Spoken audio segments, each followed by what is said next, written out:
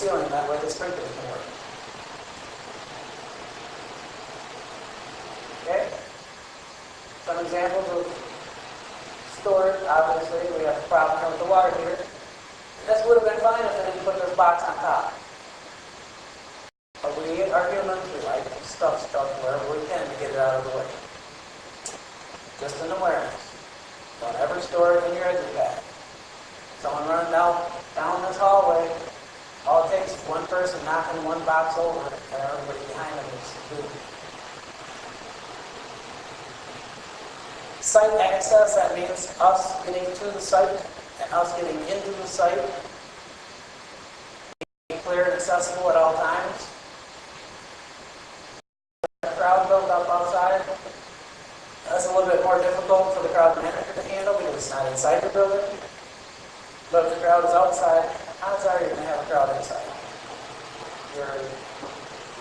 No parking fire lanes, you just got to be aware of that. If someone parks in it, tell them to move. You can do that. Decorations and trim, I'm going over it again. No, you can't hang anything from the sprinkler systems. The non-combustible, exposed foam and plastic. Anybody, I'm assuming most people remember the Rhode Island fire. That happened because somebody took regular packing foam and put it on the wall, which is highly combustible. So when the fireworks went off inside the building, it lit the foam, and the foam just naturally does what it can because it's combustible. That's why we need to know what you're putting up and where you're putting it up. Here, that's actually in a sprinkler building. Do you think the sprinkler's going to make it through that? It's going to be a major obstruction.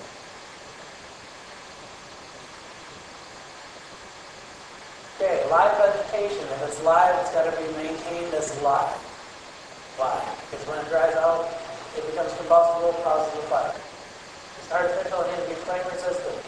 We need to provide documentation if you put flame resistance on something or buy something that's supposed to do that. You can't have anything that's explosive for obvious reasons as a decoration, highly flammable. Christmas trees or trees of that type of vegetation, you got to maintain them as water.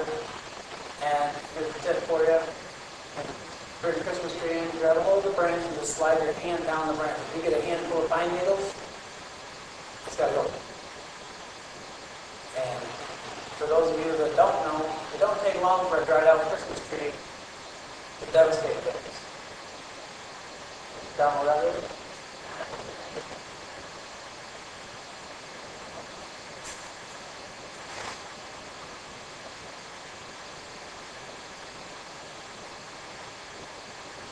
Any questions so far? We're really on a Monday?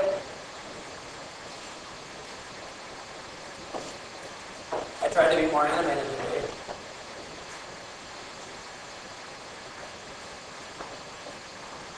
It's kind of dry material, but feel free, if you do come up with questions afterwards, just give us a call. Because, we like to help you through situations. And we have everyone else here that will help you through it too. Don't worry about it.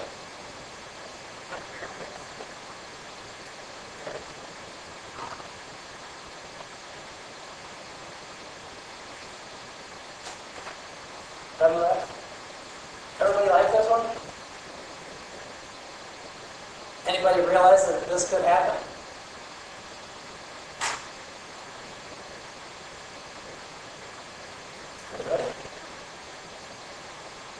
There we go.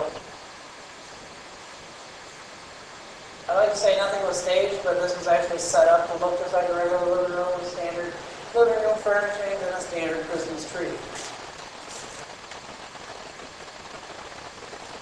As I said in the first video, in a few minutes we're going to see the carpet start to smolder at maybe it's over 650 degrees. Ceiling temperature right now is well over 1100 degrees, and that black constant cloud of arsenic cyanide and carbon monoxide is slowly transitioning down through the breathing level at the floor. We're at a point of flashover where everything in the room is going to spontaneously ignite. There it is. Now, if that was in your home, your smoke detector would have been your first line of defense. But it would only give you a few seconds to get out. But if your bedroom door was shut, it gives you a little bit longer. Okay, there we go. Decorations shall not obstruct or obscure any exit sign. Hide your fire alarm. A handful by the door. A lot of people like to put something by the door or shrubbery or something.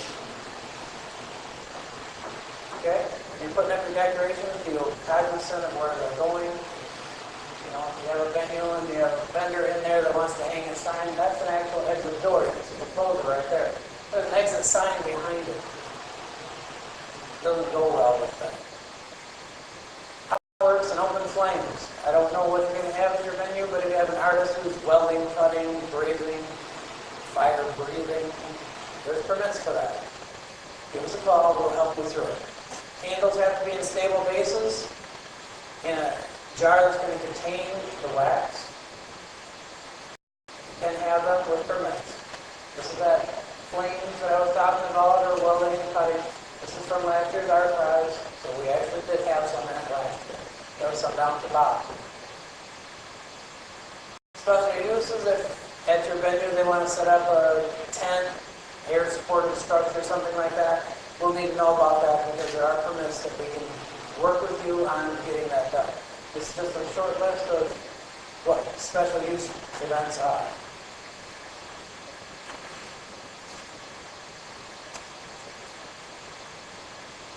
Okay.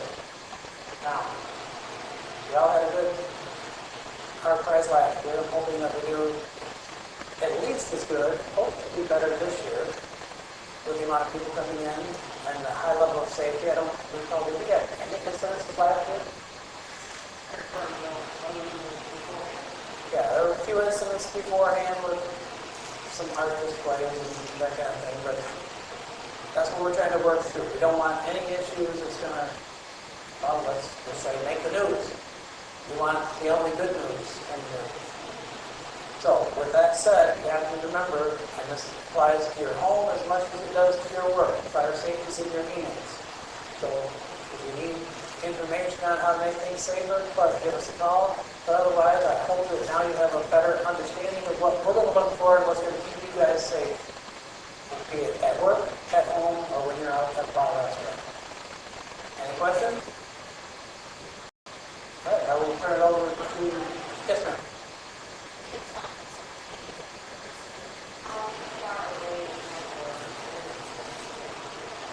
The question was, if someone's hanging something from the ceiling, how far away from the emergency lights do they have to be? I'd love to give you a perfect answer, but I cannot. I would need to know how much it obstructs the light. Okay, so in other words, this is an aisleway in the back. Everybody can turn and look back by the art space sign. That's an aisleway. We have an emergency light up there. If you were to hang something right in front of that and block the light, no. If you were to hang it on this side of the aisle and it doesn't obstruct the whole aisleway, it might work. And I say might because, that's subject to field verification or site verification when we go out and see how it is. Because we've been, like in our last year's archives, the descriptions we received from the artists didn't quite match all of the art that they said. Okay, so, we're not trying to be the heavy, but we're trying to make sure everybody goes home safe and alive. That's our main concern, our main goal. Is that any questions? Any other questions? Oh, good. Then I'll turn it over to Joel. What? No? Okay. I'll turn it over to Joel. He's going to go through this book. While he's doing that, I will circulate. While he's doing that, I will circulate the sign up sheet. If you want a copy of it. Everybody